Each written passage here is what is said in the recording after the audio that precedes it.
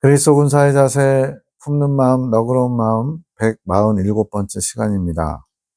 22년 8월 30일 밤기도 내가 이 교회 분들을 사랑하느냐? 이 질문은 몇 달 전에도 있었는데 그때는 뭐라고 송원장이 대답했냐면 사랑하긴 하지만 다는 아닌 것 같습니다. 라고 솔직하게 고백했거든요. 왜냐하면 불편하게 하는 또 굉장히 무례하게 하는 그런 분들이 몇몇 분 계시고 그러니까 온전히 사랑하기 어려웠던 거죠. 그런데 지금 이제 몇 달이 지난 지금은 다시 주님 부르시는데 주님 사랑합니다. 이 마음이 당신의 마음이며 당신께로부터 왔습니다. 이제 부분적인 사랑이 아니라 주님께서 원하시니까 그분들을 다 사랑할 수 있게 됐습니다. 이거죠. 저로서는 할 수 없었는데 당신께서 주셔서 사랑할 마음을 주셔서 할 수 있습니다. 모든 것은 다 주님께 받아야 돼요. 나의 간장종지만한 그릇 가지고는 사랑을 퍼주다 보면 금방 바닥을 드러낼 수밖에 없습니다. 그래서 주님께 공급받아서 그것을 공급해주면 끊임없이 계속적으로 줄 수 있겠죠. 그래서 주님께서 주셔서 제가 그들을 사랑할 수 있습니다. 이렇게 하는 거죠. 그들의 연약함을 이해하고 그들 입장에서 그럴 수밖에 없는 모든 것을 수용할 수 있습니다. 그전에는 이제 나중심적으로 모든 것을 봤다면 이제는 그들의 입장에서 헤아리게 된 거죠. 그럴 수밖에 없었겠구나 이렇게 이해하게 된 겁니다. 품을 수 있습니다. 사랑의 사도를 축복하소서. 품는 마음이 당신께로부터 와야 합니다. 당신께서 품는 마음을 주셔야 합니다. 그 마음이 되게 이끌어 가소서. 주님이 화답하십니다. 그래, 맞다. 너희는 할 수 없다. 나로부터 가능하다. 성경에도 나오죠. 사람으로는 할 수 없으되 하나님은 하실 수 있느니라. 주님이 주셔야 가능하다는 것. 그것이 가능하려면 성장하는 수밖에 없는 것이다. 그러니까 결국엔 내가 그들을 용납하고 수용하고 사랑해야 되는데 그것은 주님께로부터 공급받아야 되고 그걸 잘 공급받으려면 영혼이 성장해야 된다는 거예요. 어린아이 신앙 이런 아이의 단계에서는 그렇게 주님이 주신 것을 잘 받을 수 없기 때문에 그릇을 엎어놨기 때문에 주님이 아무리 많은 것, 풍성한 것, 좋은 것 줘도 받을 수가 없는 거죠. 그릇을 제대로 준비해서 주님의 것으로 채울 수 있으려면 이제 성장해서 주님의 것을 잘 받을 수 있어야죠. 이제 내가 속히 이끌어갈 것이니 나에게 충성하여라. 나의 이끄심에 잘 따라오라는 것, 순종하면서 따라오라는 것. 내가 축복하노라. 이 마음이 될 수 있게 축복하노라. 무슨 마음이요? 가리지 않고 주님의 사랑으로, 주님의 마음으로 그들을 온전히 사랑하는 것. 이 마음을 주겠다 이거죠. 뒤돌아보지 말아라. 그래서 뒤돌아보지 말라는 것은 환경을 보지 말아라. 어떤 환경일까요? 사랑하려고 하는데 자꾸만 눈에 거슬리는 그런 모습을 보이는 사람. 사랑하려고 하는데 뭔가 억울하게 나를 곡해하고 또 다른 사람들에게 험담하는 사람. 이런 자꾸 사람과 환경을 보면 마음이 또 약해지겠죠. 위축되기도 하고. 근데 그런 환경 보지 말고 주님만 바라보라는 거죠. 주님께로부터 오는 것들만. K 목사님을 위해 은밀히 기도해라. 22년 9월 3일. 이제 주님의 사랑, 즉 마음으로 영혼들을 품어야 할 때 이제 이 일들을 이루어 가실 것. 주님의 사랑으로 영혼들을 품는다. 내 사랑, 간장종지만한 내 사랑 가지고 하는 게 아니라 바다같이 넓은 또 풍성한 주님의 사랑으로 품을 때 이것이 그치지 않고 계속될 수 있는 겁니다. 이제 이 일들을 이루어 가야 되는데 사랑의 사도들이 주님의 뜻이라면 어떤 것이든 순종하고자 하는 마음이 준비되어서 100% 준비됐다고 할 수는 없지만 그래도 주님의 뜻을 순종할 수 있는 기본 자세는 갖추게 된 거죠. 내가 대기업을 세우는 사명, 두 번째 사명이라고 그랬어요. 이것 외에 다른 영혼들을 품게 하시는 일들도 하게 하신다는 뜻. 이거는 이제 23년 4월에 이제 예레미야 기도원이 설립되거든요. 그것처럼 3월인가요? 이제 더 폭넓게 다른 영혼들, 시교회 안에서 일 뿐만 아니고 다른 외부의 사람들까지도 주님의 뜻을 전할 수 있도록 하나님이 세우시기 위해서 이제 더 세 번째 사명까지 이제 더 나아갈 수 있도록 주님이 이렇게 확장시켜 간다는 거죠. 22년 9월 17일 나는 대기업의 한 분 한 분 하늘군대와 사랑의 사도들 10명을 가리키는 거예요. 그분들이 주님 앞에 세움받아 갈 수 있도록 이끌어가는 자, 그래서 길잡이라고 주님이 별칭을 주셨어요. 이것이 사명이고 충성하지 않는다면 불충인 것. 주님의 뜻이 그들을 주님 앞으로 대기업으로 세우는, 즉 이긴 자를 만들어가는 그 일에 선봉장으로서 길을 개척하는 자로서 세우셨는데 거기에 순종하지 않으면 불충하다는 거죠. 주님 앞에 합당치 않은 거. 그러면 나는 그러한데 사랑의 사도의 사명은 뭔가 봤더니 세 분, 이 사랑의 사도들은 시교의 성도님들을 영적 자녀들로 주시고 그들을 잘 양육하는 거, 돌보는 거. 한마디로 시교회를 새롭게 하는 일에 쓰임받게 하시는 거죠. 영적으로. 악을 쫓아가는 것을 알면서도 불쌍히 여기는 마음, 즉 그들을 품는 마음이 없다면 주님의 마음을 모르는 것. 주님은 지금 안타까워하시면서 시교회를 새롭게 하려고 K 목사님부터 성도들을 하나하나 그분들이 사랑으로 품어서 하나님 자녀로 변화되도록 이끌기 원하시는 게 주님의 마음이거든요. 그들을 향한 주님의 아픈 마음을 알리셨지만 주님의 아픈 마음을 얼마나 위로해 드렸는지 돌아봐야 함. 주님께서는 내가 그들의 말 그대로 잘못된 자녀잖아요. 엉뚱한 길을 가는 사춘기 비행 청소년처럼 주님의 뜻과 상관없이 가는 그들을 바른 길로 인도하기를 원하시는 아픈 마음을 알리셨는데 그 마음을 얼마나 위로해 드렸는지, 어떻게 위로할 수 있을까요? 그 주님의 마음을 같이 품어서 그 마음으로 주님의 뜻을 이루기 위해서 내가 순종하면서 헌신하는 거죠. 그런데 눈이 멀고 귀가 멀어 악이 악인지도 모르고 망둥이와 같이 뛰어다니는 그들을 바라보시는 주님의 마음은 너무나 아프신, 주님의 아픈 마음을 같이 품어야 되는데 그냥 그런 거 있잖아요. 어떤 내 자녀에게는 관대하고 다른 사람에게는 뭔가 이렇게 좀 엄격하게 잣대를 적용하는 거, 어디서 못돼 먹은 거 배워가지고 막 이러면서 남의 자녀를 이렇게 책망하고 야단치는 분들도 있잖아요. 내 자녀한테는 온유하고 그런 것처럼 하면 안 된다는 거죠. 주님의 마음을 품어서 주님의 자녀를 대하듯이 이렇게 아픈 마음을 동참하기 원하신 거죠. 그동안 주셨던 말씀들 속에서 사랑의 사도들이 주님의 마음을 알아 그 일들, 성도들의 영혼을 품고 기도하는 일들을 해주기를 주님께서 너무나 원하셨던 것. 주님께서 말씀으로 이미 어떻게 해야 되는지 다 알려주셨거든요. 그 마음을 품고 그들을 품어서 잘 주님의 사랑으로 그들을 양육하기를 원하신 거죠. 누가 나의 아픈 마음을 위로할꼬, 주님의 탄식입니다. 그 일들을 사랑의 사도들에게 맡겼지만 주님의 뜻하신 일들을 이루지 못하심. 그 뜻을 이루지 못한 게 뭐냐면 내 생각, 내 사상을 따라 또 내 감정을 따라서 막 이렇게 불편한 말들을 쏟아내고 비난하고 이렇게 책망하고 탓하고 이런 일들이 있었던 거죠.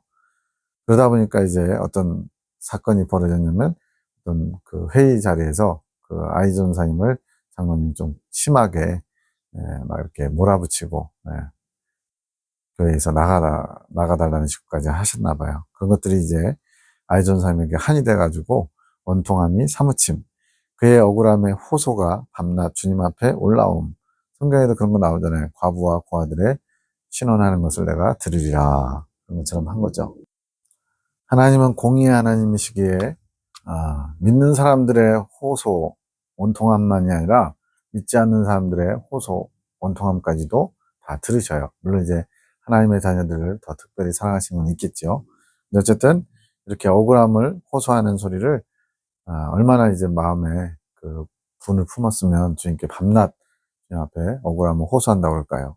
그러다 보니까 이제 주님 보시기에는 이제 사랑의 사도들이 하나님의 뜻을 잘 받지 못하는 것이 안타까우신 거죠. 이러한 이 장로님이 아이존 삶에게 무례하게 행한 것이 모든 일의 동기가 됨. 그래서 극단적으로 돌아서는 일들이 이것이 원인이 돼서 벌어졌다는 거죠.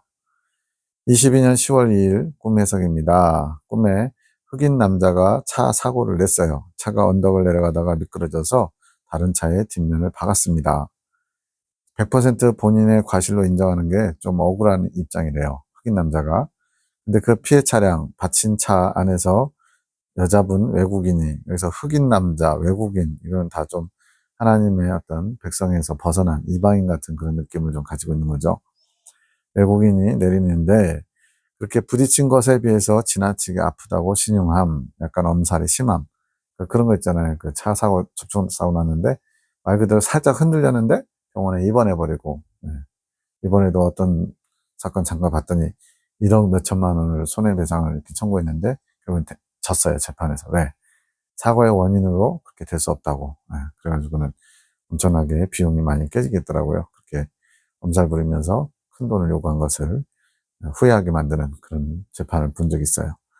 사고를 낸 사람을 과하게 뭐라고 하기에 내가 좀 그 흑인 남자, 가해자죠. 그분을 좀 다독여 줌. 여자 측의 사람들이 와서 나를 자기 편으로 생각하고 남자, 가해자죠. 그를 비방하며 여자를 옹호함. 이제 그쪽 편을 너무 들어주는 거죠. 나는 사고 낸 쪽이랑 흑인 남자죠. 아는 사이라고 말하며 자리를 떠남. 약간 객관적이에요. 사고 당한 사람 여자가 그 여자를 안심시킬 사람들이 와서 자리를 뜨는 것. 만약에 그런 사람들이 없었으면 중재해 보려고 했겠죠. 그러다가 이제 어떤 공사장을 가봤는데 그 공사장을 둘러보는데 뒤쪽에 일하러 온 사람들이 모여 있는 게 보임. 내 옷차림이 지금 일하시는 분들의 상황에 안 어울린다 생각해서 그 자리에서 비켜주려고 함. 그래서 다시 돌아가는데 바닥이 위험하고 일하려고 줄 선 사람들 속에 나를 아는 분이 있어서 인사함. 이것만 보면 도저히 이게 뭔지 모르겠죠? 해서 우리의 마음에 일어난 일인데 무슨 일을 당할 때 누군가는 억울하고 누군가는 피해자이고 억울한 자는 앞에서 그 가해자요. 차가 미끄러지는 바람에 뒤에서 박은 흑인 남자. 이런 억울한 자는 상황이 그렇게 된 것을 자신의 탓으로만 몰아가는 것이 억울한 것이고 피해자는 자신의 피해가 더 커 보이고 실제로 당한 피해보다 더 크게 본다는 거죠. 다 뭐예요? 자기 관점이 있다는 거죠. 다른 사람을 생각하지 못하는 것. 주님께서 주시는 말씀은 억울한 자의 입장에서 그의 편이 되어주심. 성경에도 보면 이제 고아 과부를 압제하지 말라 그러면서 이렇게 속이는 저울 이런 걸 되게 싫어하시잖아요. 그런데 또 그런 표현도 있어요. 고아라고 해서 과부라고 해서 무조건 그 편 또 들지 말라는 표현도 있어요. 이게 무슨 말일까요? 공정하되 여기서 공정이라는 것은 힘 있는 사람이 힘 없는 사람을 압제하는 그런 것들을 막는 거지 힘이 없으니까 무조건 옳다라고 인정해 주는 건 아니라는 거예요. 그러니까 공평하게 서로 잘못한 것을 만약에 따진다. 그러면 공평하게 따져야 되는데 힘 있는 사람이 나 5가 아니고 너가 7이고 나는 3이야. 이런 식으로 힘으로 눌러버리는 거. 이런 거에 대해서 하나님이 힘이 없는 사람, 연약한 사람, 그런 사람들을 편들어 준다는 거지, 없는 것 가지고 막 그 편을 들어준다는 그런 개념이 아닙니다. 그리고 피해자에게는 그의 입장에서 위로를 주시는 분, 억울한 사람을 다독여 줄 뿐더러 또 피해자, 엄살이 심한 그 여자분을 또 위로해 준다. 그러니까 뭐예요? 양쪽 다 헤아리는 거예요. 우리는 나 중심적으로 내가 옳아, 내가 더 억울해 이런 식으로 마음을 갖는데 가해자가 되든 피해자가 되든 주님은 양쪽 다 돌아보시는 거예요. 그렇지만 주님은 공의로우시기에 주님의 말씀이 어디에 서 있어야 하는지 잘 알고 계심. 그러니까 막 사람에게 인정이 휘둘리는 그런 거, 나하고 가까우니까 친하니까 예쁘니까 못생겼으니까 이런 개념이 아니라는 거죠. 주님은 공의롭게 그러나 양쪽 다 다독일 줄 아시는 분이라는 거죠. 왜 이런 것을 알려주시나 묵상했더니 주님의 뜻, 주님의 마음이 어디를 향하는지 알려주시는 것, 주님께서 뭘 원하시는지를 보여주고 계시다는 거예요. 지금 왜 이 얘기를 지금 보여주실까요? 지금 교회 지금 반대편에 대척점에 계신 분들과 사랑의 사도 하늘의 군대에 서로 입장 차이가 있잖아요. 그러면서 내가 더 억울해, 내가 더 의로워 이런 어떤 자기중심적인 판단 그런 것들 속에서 주님께서 뭘 원하시는지 주님의 뜻이 어디에 있는지를 보라는 거죠. 주님은 억울한 자, 즉 우리 편, 지금 교회 분들 입장에서는 이 하늘군대 사랑의 사도들 분들이 본인들을 힘들게 하는 가해자처럼 느끼는 거예요. 앞에 흑인 남자, 사고 낸 남자처럼. 그렇기도 하지만 피해를 본 자, 여자 외국인이었죠. 그런 교회 분들도 위로하기 원하시는 분. 그러니까 하나님은 하늘군대와 사랑의 사도들이 하나님 편에 더 가까이 서 있어요. 그래서 그 편이시기도 하지만 그러나 피해를 본 분들, 이제 권사님이나 장로님의 어떤 강한 그런 것들 때문에 좀 뭐랄까요, 마음에 상처 입은 분들, 교회 분들의 위로하시기를 원하신다. 이 얘기입니다. 그들의 마음이 허황될지라도, 비록 주님의 뜻을 잘 몰라서 엉뚱한 인간적인 그런 모습들이 많을지라도 그들이 피해를 본 일, 그러니까 분명히 잘못된 길에 서 있어요. 근데 그렇다고 해서 그것 자체가 모든 걸 다 감내해야 된다, 당해야 된다, 너희는 맞아야 된다, 맞아도 싸, 이런 건 아닌 거죠. 그래서 그들이 피해를 본 거, 아픔을 겪은 일에 대해서 위로해 주기를 원하시는 것. 예, 복잡해 보이지만 하나도 안 복잡합니다. 이쪽 하늘군대와 사랑의 사도들 편이 어떤 그 명분이 있어요. 주님의 뜻이. 그런데 그 명분을 행하면서 주님의 방법으로 하지 않고 내 사상, 내 감정으로 하다 보니까 상처를 주게 된 거예요. 그래서 시교의 반대쪽 대척점에 계신 분들이 피해를 입은 것처럼 그렇게 아픔이 있는 거죠. 그때 주님은 우리 편이시기도 하지만 또 저들 편에서 위로자 입장으로 또 나타내시기도 한다는 거죠. 우리가 이러한 주님의 마음을 잘 알아야 함. 내 감정과 내 생각에 치우치는 게 아니라 무조건 내가 옳습니다, 내 편이 되주십시오, 이게 아니라 주님의 마음이 향하는 곳으로 내 생각과 내 감정을 가져다 놓아야 함. 뭐겠어요? 내 감정, 내 생각 앞세우지 않고 주님이 원하시는 게 뭔지, 주님의 생각과 주님의 감정이 어디를 향하고 있는지 보라는 거죠. 이게 이제 하나님 중심으로 바뀌는 과정입니다. 그러면서 이제 뒤에 나왔던 다른 꿈 장면 전환에서 인부들은 주님께서 준비하신 일꾼들이고 그 일꾼들이 아직 일을 시작하지 않았음. 그래서 말하자면 시교회를 새롭게 하는 일에 하나님의 일꾼들이 동원되는 거죠. 험난한 곳에서 일을 해야 하기에 준비를 잘 해야 하는 것. 주님의 말씀은 일하는 자들의 입장도 생각하심. 그래서 일하는 자들은 누구겠어요? 예, 바로 이제 하늘군대 사랑의 사도들, 이쪽 하나님의 일을 맡아서 주님의 마음을 알아 중재자로서 사명을 감당하고자 하는 그런 일꾼들이에요. 그런 일꾼들의 입장도 생각하시고 주님의 말씀, 여기서는 계신데 그것이 먼저 가야 할 길을 안내하지만, 지금 하늘군대에 지금 주시는 메시지들 있잖아요. 교회에 대해서, 성도들에 대해서 이렇게 하라고, 그렇게 먼저 가야 될 길을 안내하시지만 말씀으로 아직 그 계시를 볼 수 있는 눈이 없는 인부들에게는 비켜주시기도 하신, 예, 옆으로 이렇게 비켜서 그 자리를 피해주는 거죠. 이건 뭐겠어요? 아직은 그 계시를 제대로 나타낼 수 없는 그런 능력을 갖추지 못한 인부들인 거예요. 계시로 그들을 이끈보다 그 인부들이 자신의 일을 할 수 있도록 그들을 배려해 주시는 것. 그러니까 하나님께서 명을 하시고 그 명령 무조건 지켜, 능력이 되라 안 되든 막 해, 이렇게 우리를 강요하시고 다그치는 분이 아니라 때로는 그것을 감당할 역량이 안 되거나 부족하면 배려를 하시기도 한다는 거죠. 더 기다려 주시기도 하고, 아직 네가 준비되지 않았구나, 내가 좀 더 시간을 가지고 내가 너를 도와줄게, 이런 식으로요. 그들은 지금 자신의 일을 하도록 준비되어 있기 때문에 그것은 그들이 그 일을 원하기에 그러한 자 중에서도 몇몇은 말씀의 움직임을 알아차린 자가 있음. 꿈에서 나를 알아보는 인부가 있던 거. 이 부분은 좀 어렵죠. 어쨌든 이렇게 주님께서 뭘 원하시는지 계시의 어떤 초점, 관점을 잘 알아채고 그것에 순종하는 사람들이 있는가 하면, 아직은 그 계시의 말씀에 더 깊은 것을 알지 못해서 잘 움직이지 못하는 인부들, 일꾼들도 있다는 거예요. 준비가 덜 된 거죠. 그런 여러 가지 상황들을 주님이 다 종합적으로 고려하신다는 거예요.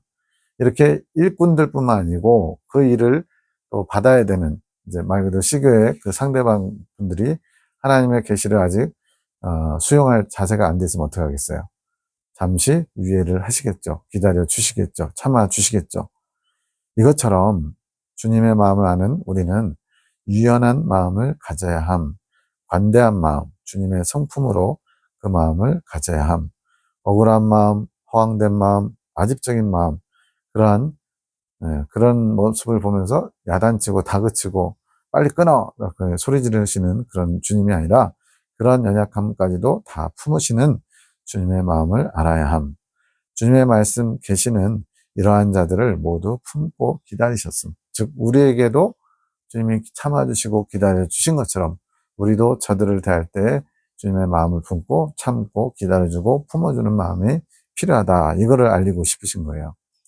품는다는 것은 반대편에 서 있는 게 아니라 같은 편에 서서 기다려주는 것을 그러니까 말 그대로 힘으로 꺾어보려는, 예, 강제로 네가 잘못했으니까 무조건 내 편을 와, 내가 오라, 내가 맞아, 따라와, 이렇게 억압하는 게 아니라 반대편에 서 있는 것이 아니라 같은 편에 서서 그들의 입장을 헤아리면서 그들을 이해하려고 하는 그런 자세를 말하는 거예요.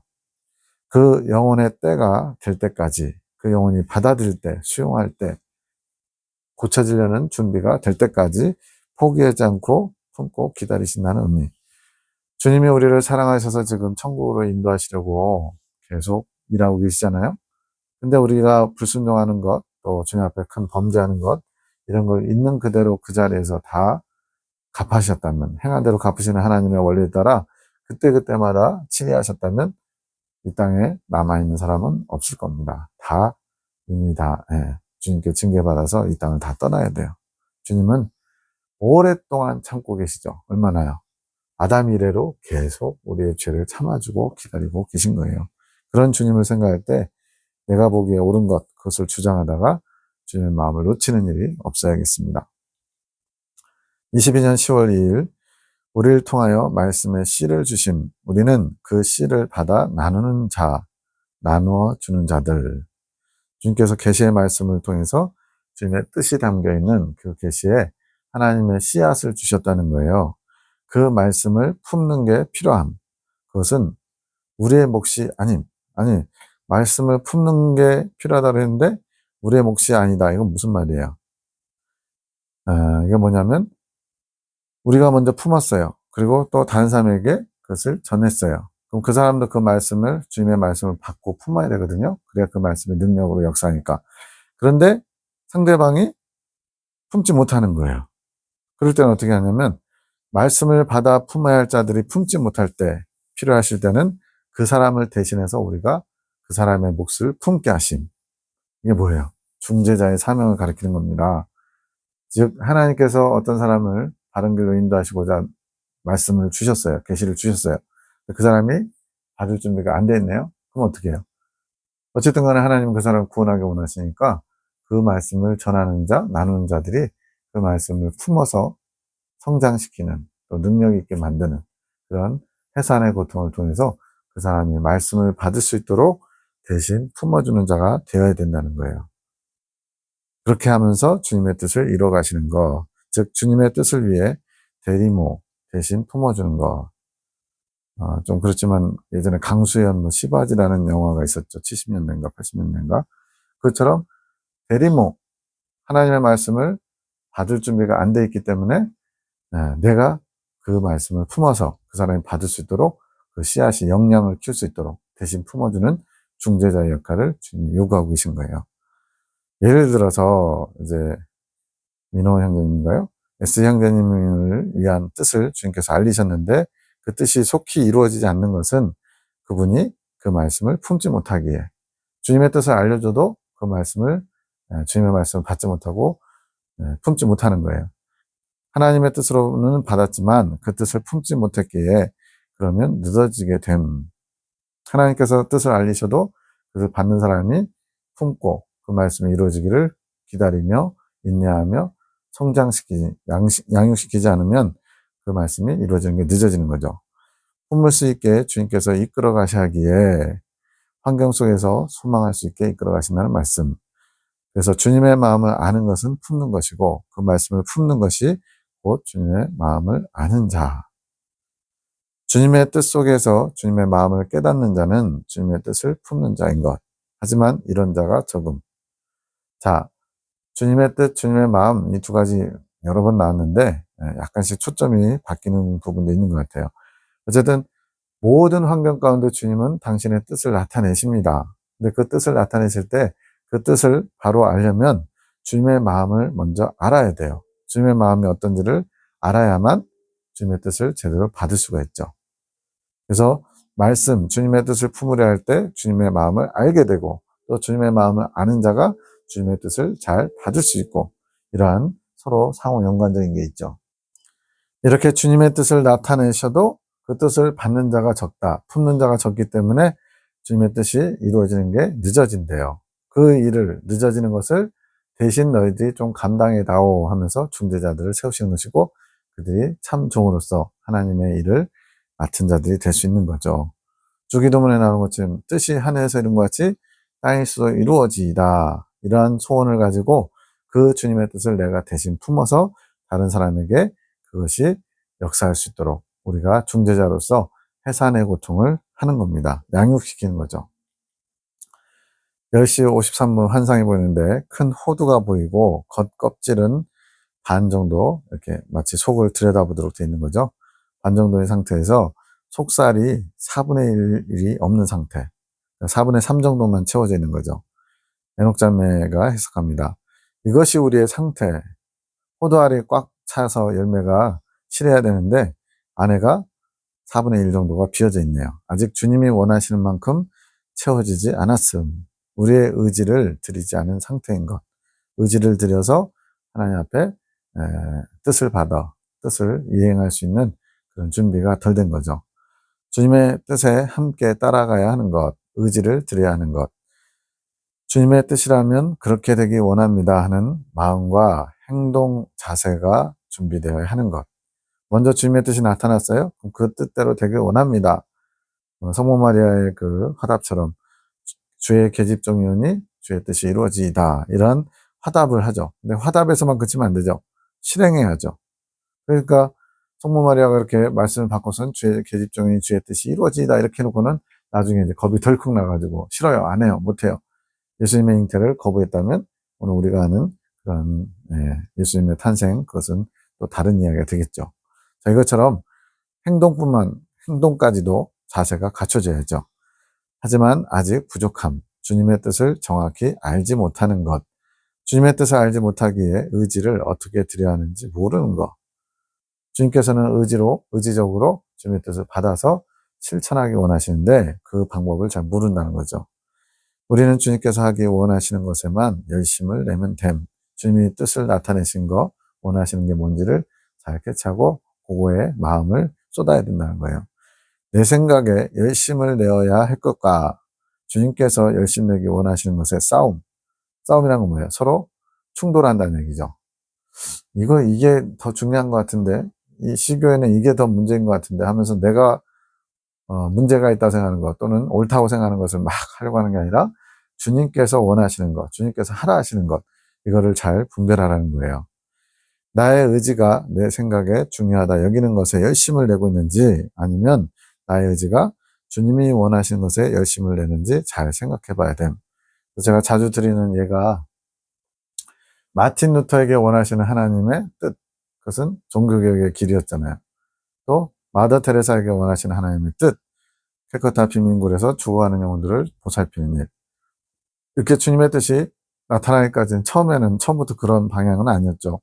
처음부터 마틴 루터가 나는 이제 앞으로 종교개혁을 할 거야 이렇게 시작한 게 아니거든요. 본인 생각에 부당한 그런 거를 95개조 반박문을 성당 문에다 붙인 것 뿐이에요.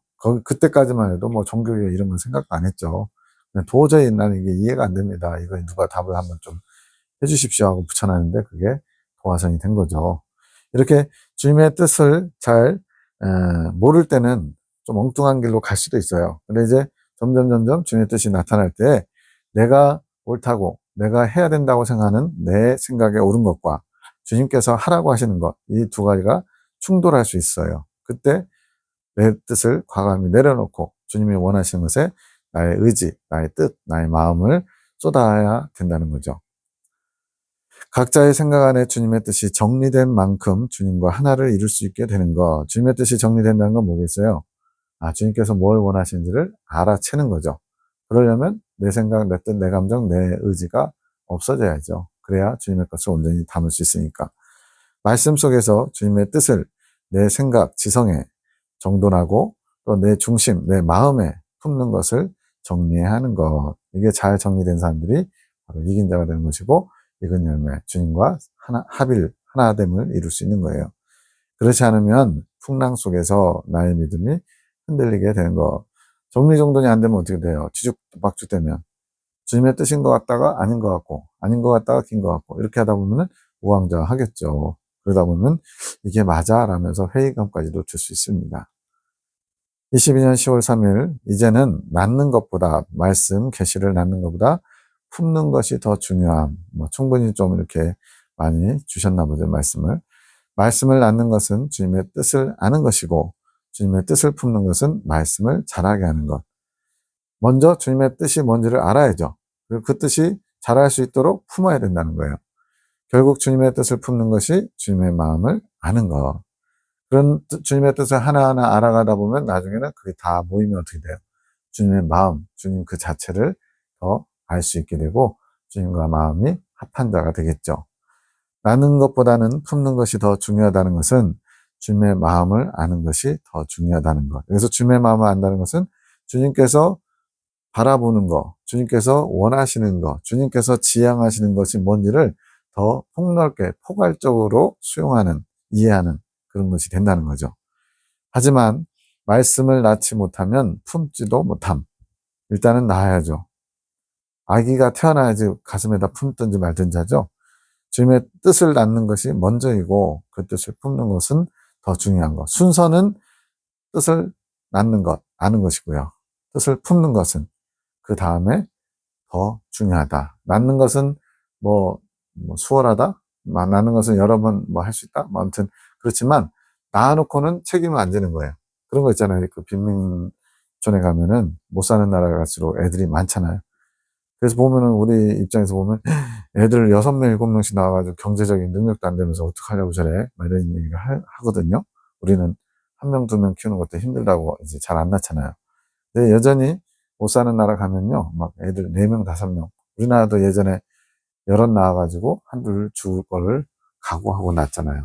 그런 식으로 낳는 것만 하고 책임을 못 진다. 이러면 우리 입장에서는 더 왜 저렇게 막 무책임하게 많이 낳아? 이런 얘기를 하잖아요. 이러한 낳는 것이 순서적으로 먼저예요. 그러나 낳는 것보다 더 중요한 것은 그 뜻이 제대로 성장해서 열매 맺기까지 능력으로 나타낼 때까지 품는 것이 더 중요하다. 그 얘기를 하는 겁니다. 품는 것은 주님의 뜻을 품고 소망하여 이루어질 수 있게 하는 것, 우리의 어떤 의지를 들여서 주님의 뜻이 이루어지기를 인내하면서 기다리면서 또 해산의 고통을 하는 거죠. 이것이 주님의 마음을 아는 것이고 나의 원함에 집중하면 육체의 소욕, 정욕의 소리에 집중하면 거기에 내 마음이 가 있는 거죠. 쏠리는 거죠. 그러면 주님의 마음에 집중할 수 없음. 알고자 하는 마음 자체도 없어지는 거죠. 예를 들어서 유튜브에서 여행하는 사람들의 일단 여행 보면은 코로나 때 한참 막 했고 지금도 그렇거든요. 예전에는 자기 돈 들여서 했지만 지금은 유튜브 찍으면요. 새로운 환경, 새로운 사람들 만나는 거, 문화 소개하면서 돈을 엄청 벌어요. 그래가지고 좀 잘 나가는 유튜버들은 한 달에 몇 천만 원씩, 몇 억씩 막 벌어요. 그러다 보니까 그걸 계속 보고 있다 보면 어떻게 되겠어요? 나도 여행하고 싶다. 나도 저렇게 돈 벌면서 놀러 다니면서 먹으면서 이러고 싶다. 마음이 혹하게 돼 있죠. 그러면 어떻게 돼요? 주님을 위해서 살리라 이런 마음이 점점 세상 마음과 자리를 바꿔가는 거죠. 그렇게 되면 주님의 마음은 안중에도 없게 되죠. 좀 극단적인 얘기이긴 하지만 어쨌든 이렇게 육체의 소리, 정욕의 소리에 마음을 쓰면 주님의 뜻, 주님의 마음을 아는 일에는 마음을 쓸 수가 없게 되는 거죠. 둘 중 하나만 선택해야 돼요. 하나님과 재물을 겸하여 섬길 수 없느니라. 세상에서도 잘 먹고 잘 살고 천국에서도 높은 천국, 좋은 천국 가기를 원한다. 그것은 어불성설입니다. 두 눈으로 두 군데를 바라볼 수 없듯이 팔뚝이 사시는 바라볼 수 있을지 모르겠어요. 사시도 뭐 방향이 좀 이상해서 그렇지 뭐 두 개가 따로 노나요? 그건 잘 모르겠네요. 근데 어쨌든 두 눈으로 두 군데를 다른 방향으로 두 군데를 볼 수 없듯이 한 마음으로 두 마음을 품을 수 없게 됨. 나의 뜻, 원함, 즉 육체의 소욕을 품는다면 주님의 마음을 품을 수 없게 됨. 성경에도 나오잖아요. 너희 안에 이 마음을 품으라. 그리스도 예수의 마음이니 그런 건본 하나님의 본체시나 동등됨을 취하지 아니하시고 자기를 비워 종의 형체를 가져 사람같이 되었다. 주님의 마음을 품으려면 세상의 마음을 내려놔야죠. 나의 뜻이라 하면 육적인 거, 먹고 싶은 거, 하고 싶은 거, 보고 싶은 거 이런 것들, 그런 것들에 마음을 쏟으면 주님의 마음을 품고자 하는 마음이 싹 사라지죠. 풍선 바람 빠지듯이. 그래서 늘 주님을 주목하고 집중하는 자세가 필요합니다. 1시 11분 맡은 일을 주님의 뜻을 주님의 사랑을 얼마나 지키고 순종하고 품느냐에 따라 주님께서 더 그 영혼을 성장시키실지 아니실지를 정하십니다. 그러니까 지금 이 단계에서 원하시는 하나님의 뜻이 있어요. 그것을 완성해야, 성취해야, 분량을 채워야 다음 단계로 또 이끄실 수 있는 거예요. 그렇지 않고 막 무슨 하나님 백으로 막 점프해가지고 높이 높이 성장하시는 게 아니라 그 주님이 허락하신 사명 또는 주님의 뜻을 잘 받들어서 그것을 이루고자 할 때 그것이 결과적으로 주님의 분량을 채울 때 그 다음 단계로 이끄실 수 있다는 거예요.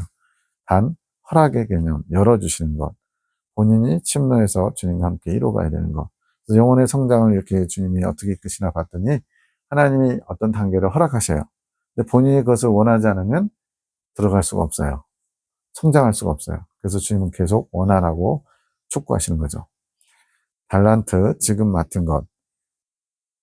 지극히 작은 것이라 생각되더라도 주님이 맡겨주신 것에 최선을 다하는 자는 하나님께서 큰 은총을 주시는 것. 성경도 나오죠. 내가 지극히 작은 것에 충성하였으니 내가 내게 큰 것을 맡기리라. 그래서 아주 작아 보이고 보잘것없고 남들이 인정해주지 않아도 주님께서 지금 내게 원하신 것이라는 게 깨달아지면 거기에 최선을 다하라는 거죠. 하지만 열심을 내지 않는 자는 있는 것도 빼앗기는 것. 한 달란트 받은 자 빼앗아서 15달란트 받은 자에게 넘겨주라고 그러죠. 이것은 꼭 물질적인 것이 아니라 은총에 대해서 말씀하시는 것. 주님께서 더 은총 받을 만한 자, 내가 은혜 받을 자에게 1000배까지 은혜를 베푸신다. 이 말씀이죠. 그러니까 은총 받은 자가 은총 받은 자의 합당한 삶을 살면 더 큰 은총을 끌어올 수 있는 거죠. 이게 주님의 원리예요. 그런 의미에서 성모님은 크나큰 은총을 받으셨음. 지극히 작은 것이라도 큰 성과를 이루셨기에. 성경에 보면 성모 마리아께서 등장하는 장면이 몇 군데 안 나와요. 근데 그럴 때마다 아주 임팩트 있는 그런 모습을 보여주죠. 주의 계집종이오니 주의 뜻이 이루어지이다. 한 14살, 15살 정도 추정하는데 그 어린 나이에 그 당시에 돌에 맞아 죽을 수 있는 다른 남자와 간통한 것처럼 오해받을 수 있는 그런 수태의 고지를 받아들이죠. 또, 가나 혼인잔치에서 포도주가 되는, 우리 포도주 되는 그 사건을 성모님께서 아직 주님의 때, 주님께서 능력을 나타내시고 활동하실 때가 아닌데 성모님이 하인들에게 믿음을 발휘할 수 있도록 이끌어주죠. 하인들, 너희들은 그냥 시키는 대로만 해라. 오죽하면 예수님이 아직 나의 때가 안 됐는데 왜 그러십니까? 라고 말씀하시겠어요. 근데 그러한 작고 사소해 보이는 아무것도 아니어 보이는 것이 주님의 마음에 딱 맞은 거죠. 그래서 아들 예수님이 어머니의 뜻에 순종하면서 그렇게 때가 아님에도 불구하고 기적을 이루시죠. 이러한 지극히 작은 것이 큰 성과를 이루기도 합니다. 사람 보기에 큰 일, 사람 보기에 중요한 일이 있고 하나님이 크게 보시고 하나님이 중요하다 여기시는 것이 다를 수 있다는 거죠.